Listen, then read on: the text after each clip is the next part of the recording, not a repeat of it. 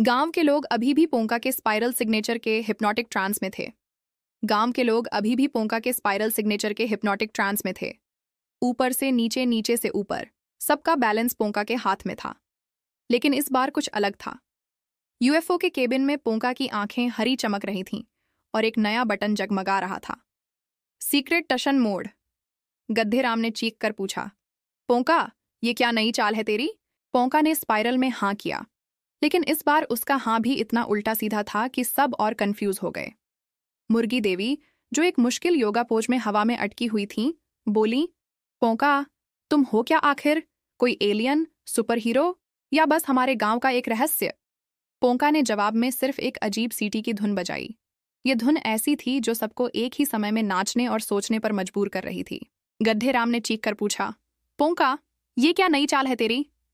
पोंका ने स्पाइरल में हाँ किया, लेकिन इस बार उसका हाँ भी इतना उल्टा सीधा था कि सब और कंफ्यूज हो गए। मुर्गी देवी, जो एक मुश्किल योगा पोज में हवा में अटकी हुई थीं, बोली, पोंका, तुम हो क्या आखिर? कोई एलियन, सुपर हीरो, या बस हमारे गांव का एक रहस्य?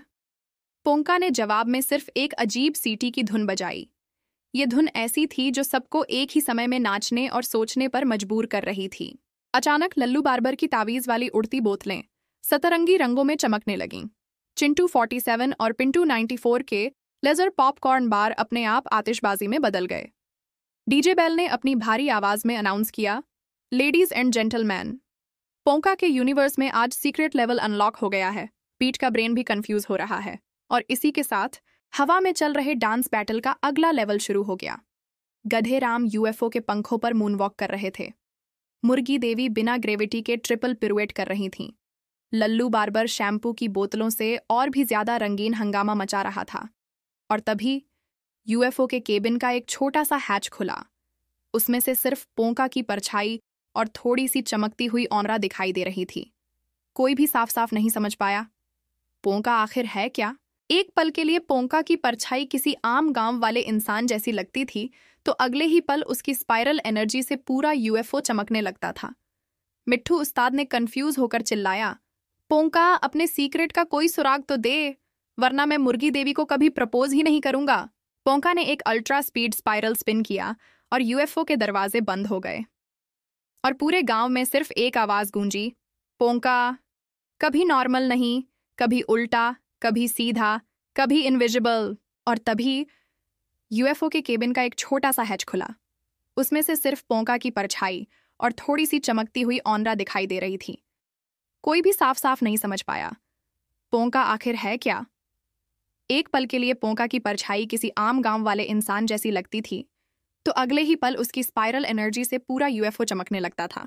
मिट्ठू उस्ताद ने कंफ्यूज होकर चिल्लाया, पोंका, अपने सीक्रेट का कोई सुराग तो दे, वरना मैं मुर्गी देवी को कभी प्रपोज ही नहीं करूंगा। पोंका ने एक अल्ट्रा स्पीड स्पाइरल स्पिन किया और यूएफओ के दरवाजे बंद हो गए। और पूरे गांव में सिर्फ एक आवाज गूंजी, पोंका, कभी नॉर्मल नहीं, कभी उल्टा, कभी सीधा, कभी इनविजिबल। पोंका का असली टशन तभी समझ में आता है जब आप पूरी तरह कंफ्यूज हो जाते हो। और पोंका क्या है, ये सीक्रेट ऐसा ही रहेगा जब तक यूनिवर्स खुद नहीं बता देता। दोस्तों, अगर आप भी पोंका के इस रहस्य में खो गए हैं तो लाइक बटन दबाकर हमें बताइए। पोंका की अगली कहानी के लिए चैनल को सब्सक्राइब करना मत भूलना। हम जल्द ही लौटेंगे पोंका के एक और अजीब कारनामे के साथ। तब तक देखते रहिए और सोचते रहिए।